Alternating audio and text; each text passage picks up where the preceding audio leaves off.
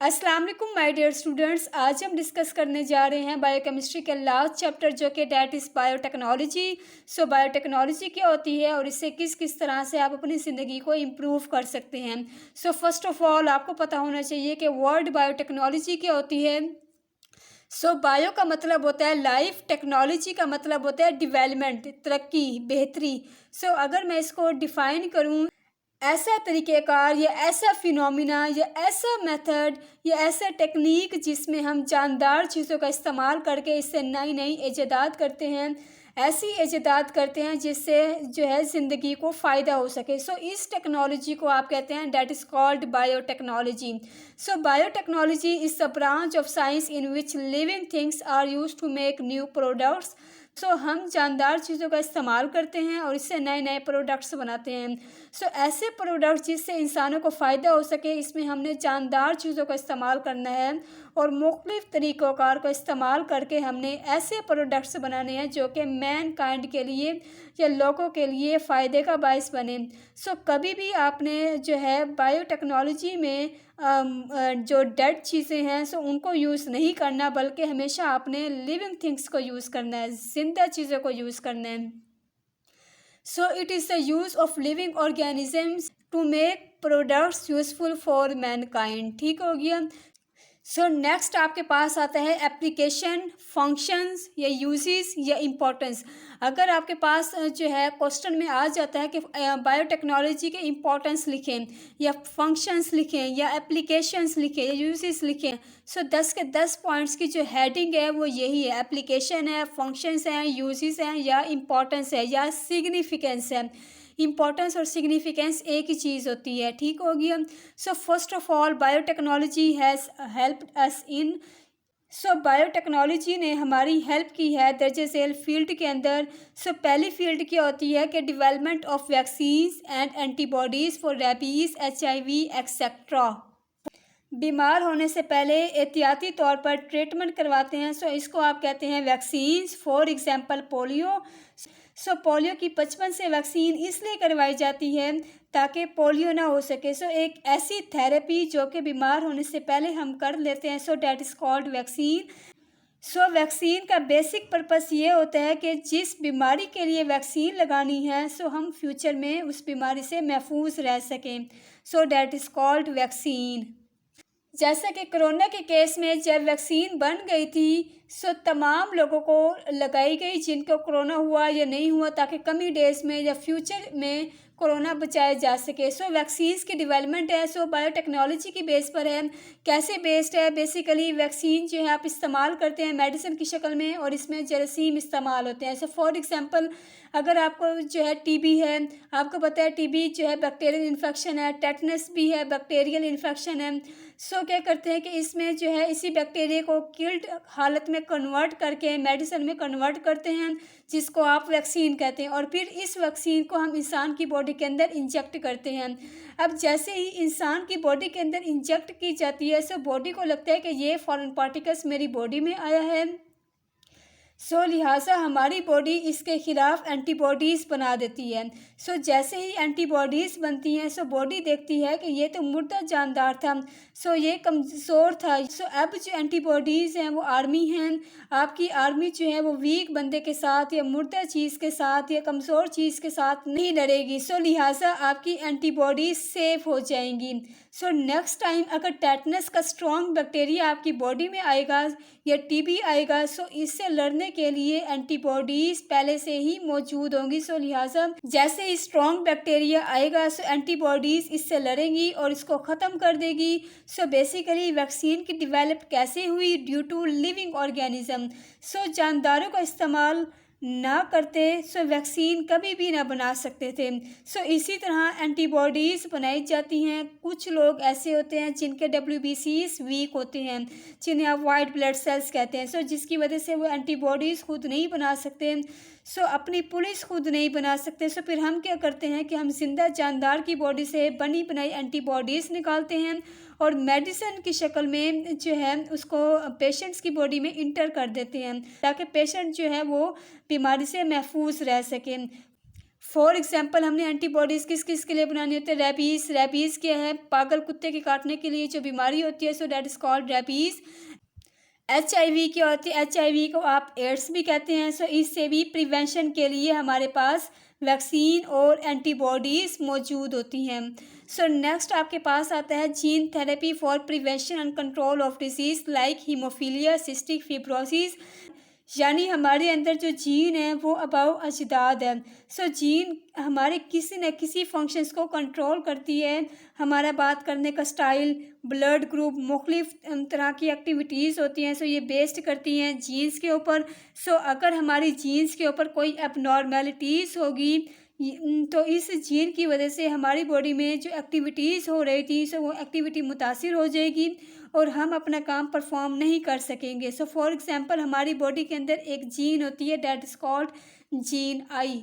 अगर किसी की जीन आई ख़राब हो जाए, सो वो जीन आई बेसिकली हमारा ब्लड ग्रुप बनाती है, हमारा ब्लड ग्रुप बनाती है। सो अगर जीन आई ख़राब होगी, सो इसका ब्लड ग्रुप ख़राब हो जाएगा।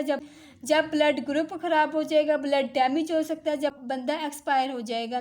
सो जीन की बड़ी इंपॉर्टेंस होती है। सो अगर कोई ऐसा पेशेंट है जिसकी बॉडी में कोई एबनॉर्मल चीज़ है, इट मीन जीन ख़राब हो गया, सो हम क्या कर सकते हैं, किसी जिंदा जानदार की बॉडी से जीन निकालते हैं और उस जीन को रिप्लेसमेंट करते हैं एक पेशेंट के अंदर, ताकि पेशेंट को बीमारी से बचाया जा सके।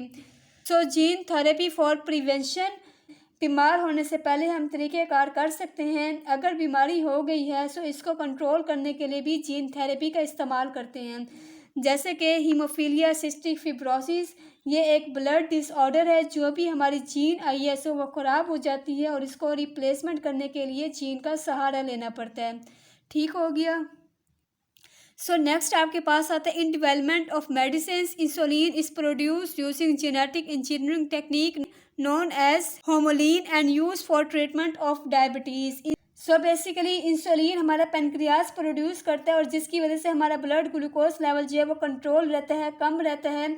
अगर किसी इंसान का पेनक्रियाज ख़राब हो जाए और उसका जो पेनक्रियाज है वो इंसुलिन प्रोड्यूस नहीं कर सकता, अब क्या होगा, पेशेंट में ग्लूकोज लेवल इंक्रीज़ हो गया, बढ़ना शुरू हो गया। सो पेशेंट डायबिटीज़ बन जाएगा। फिर हमें क्या करना पड़ता है, हमें पेशेंट को बाहर से इंसुलिन लगाना पड़ता है। जो इंसुलिन हम लगाते हैं बेसिकली हम जिंदा जानदार की बॉडी से निकाला होता है, सो एनिमल की बॉडी से निकाला होता है और इसको मेडिसिन की शक्ल में तैयार करके जो है मार्केट में रख दिया है।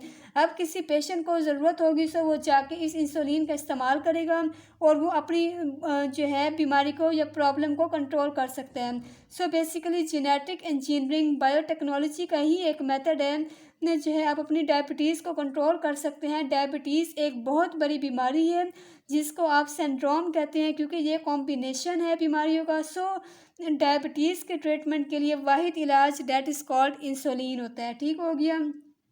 अगर इंसुलिन अवेलेबल नहीं होगी, सो बंदा जो है वो सर्वाइव करना मुश्किल हो जाएगा। सो हमारी बायोटेक्नोलॉजी ने बहुत हेल्प की है इसकी। सो नेक्स्ट आपके पास आता है in gene replacement therapy in which a faulty gene is removed और replaced it help the copy to restore normal functions of that gene and prevents disease. So ये मैंने आपको ऑलरेडी बताया है, सो थोड़े से एक्सप्लेन करना है।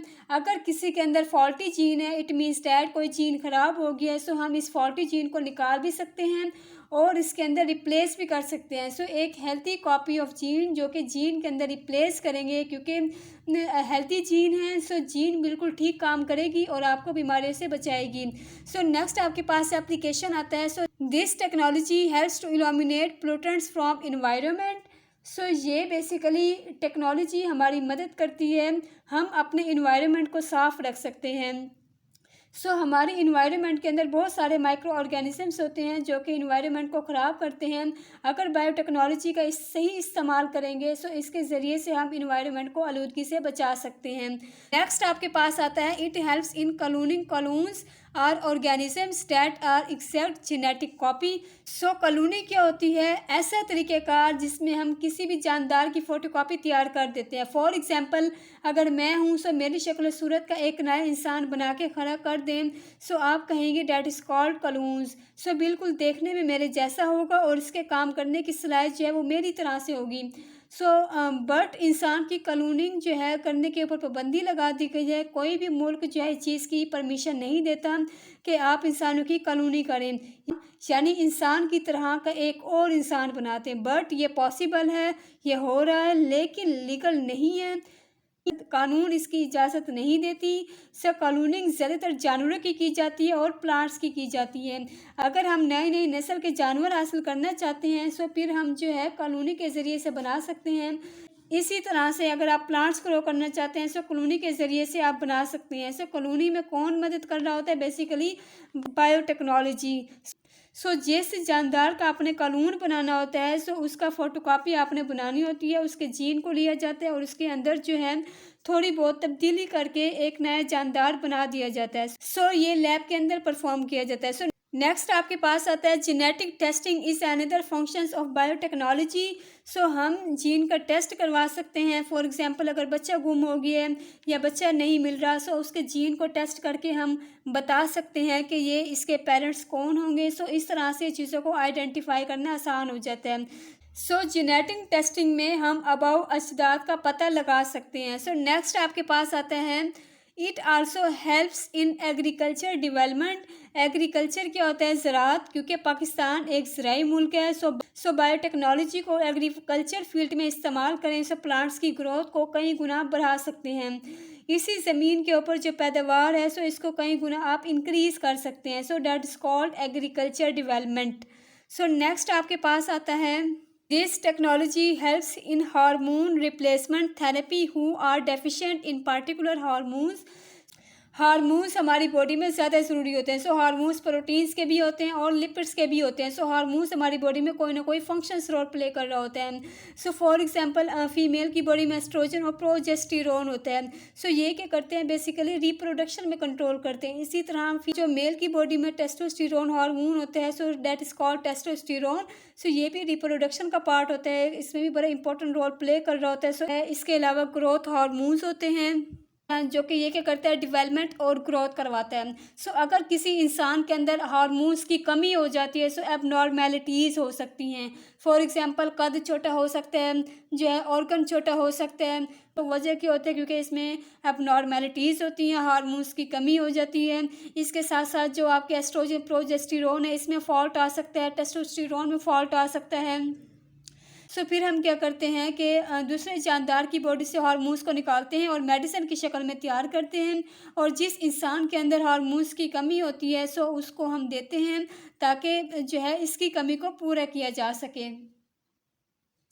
सो who are deficient in particular hormone, जो कि कमी होती है ख़ास किस्म के हार्मोन्स की। So thus help in the treatment of endocrine disorders. So फिर इसके इलाज के लिए हार्मोन्स हमें बाहर से किसी इंसान से लेने पड़ते हैं। सो एंडोक्रिनोलॉजी क्या होती है? ग्लैंड्स होते हैं, बेसिकली ग्लैंड्स हार्मोन्स प्रोड्यूस करते हैं। अगर बॉडी में हार्मोन्स की डेफिशिएंसी हो जाती है सो फिर क्या होता है कि आपको डिसीज़ होती है। सो उस डिसीज़ को आप कहते हैं so that is called endocrine disorders. Next आपके पास आता है it is used in tissue culture technology. So culture का मतलब होता है ग्रोथ करवाना। सो किसी भी जानदार का आप टिश्यू ले लें या सेल ले लें सो इसके ऊपर जो है आप तब्दीली करके आप मॉडिफाई कर सकते हैं। सो फॉर एग्जांपल प्लांट्स के अंदर जो जरासीम इस्तेमाल होते हैं, जो पैथोजेंस इस्तेमाल होते हैं सो वो ख़त्म हो जाते हैं। Plant cells are artificially grown in a test tube by using growth factors and plant growth hormones.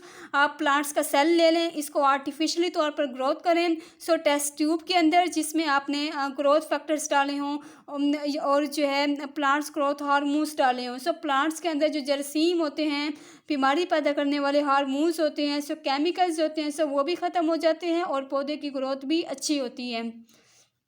So next आपके पास आता है areas of interest in biotechnology. Biotechnology में कौन कौन से एरियाज़ होते हैं? So field of biotechnology divided into 8 areas. So इसके 8 एरियाज़ होते हैं। सो फर्स्ट आपके पास आता है रिकॉम्बिनेंट डीएनए टेक्नोलॉजी। सो रिकॉम्बिनेंट क्या होता है? रिकॉम्बिनेंट का मतलब ये होता है कॉम्बिनेशन करना। सो जब आप दो मुख्तलिफ जानदारों के डीएनए को आपस में ज्वाइन करते हैं और एक नया डीएनए बनाते हैं सो डैट इज़ कॉल्ड रिकॉम्बिनेंट। यानी दो मुख्तलिफ जानदारों का डीएनए मैच करके या इकट्ठा करके एक नया जानदार बनाना so that is called recombinant. So next आपके पास आता है हाइब्रिडोमा टेक्नोलॉजी। सो हाइब्रिडोमा क्या होता है? ऐसी टेक्नोलॉजी जो लाइफ को इम्प्रूव करे और इसमें डबल डबल काम करने की सलाहियत मौजूद हो। सो डैट इज़ कॉल्ड हाइब्रिडोमा, यानी एक बेहतरीन टेक्नोलॉजी डिवेलप कर सकते हैं। सो नेक्स्ट आपके पास आता है enzymes and biocatalyst technology.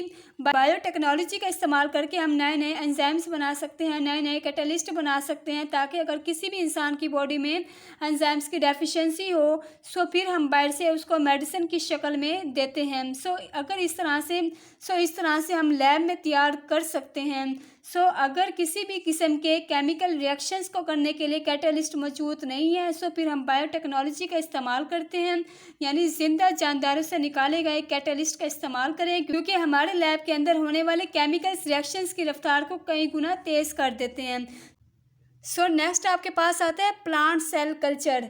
Plant cell culture से मुराद ये होता है कि पौधे को आप आर्टिफिशियली तौर पर भी ग्रोथ करवा सकते हैं। इसके लिए ज़रूरी नहीं है कि आपके पास ज़रखेज़ ज़मीन मौजूद हो।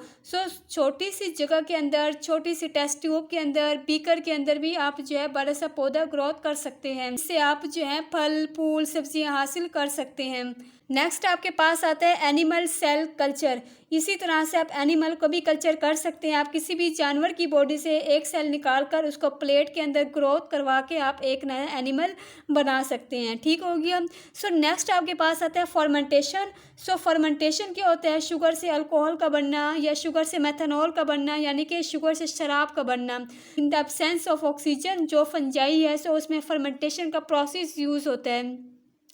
ये एक डेवलपमेंट है। बायोटेक्नोलॉजी ने इसकी हेल्प की है। नेक्स्ट आपके पास आता है वेस्ट ट्रीटमेंट। वेस्ट ट्रीटमेंट क्या है कि हमारे इन्वायरमेंट में जो भी टॉक्सिक चीज़ें मौजूद होती हैं, वेस्ट चीज़ें मौजूद होती हैं, गैस है, कूड़ा करकट है, इसको भी इन्वायरमेंट से रिमूव कर सकते हैं। माहौल को बेहतर कर सकते हैं। इसमें भी बायोटेक्नोलॉजी ने भी बहुत हेल्प की है। लास्ट आपके पास आता है प्रोसेस इंजीनियरिंग या जेनेटिक इंजीनियरिंग।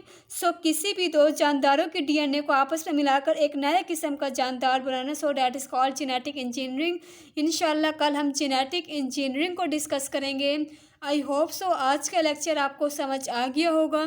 अगर इससे रिलेटेड कोई इशू है या कोई क्वेश्चन है वो आप क्वेश्चन कर सकते हैं। अगर आपको वीडियो पसंद आती है, वीडियो अच्छी लगती है please like and share this video and subscribe my channel. Thank you so much. अल्लाह हाफिज़।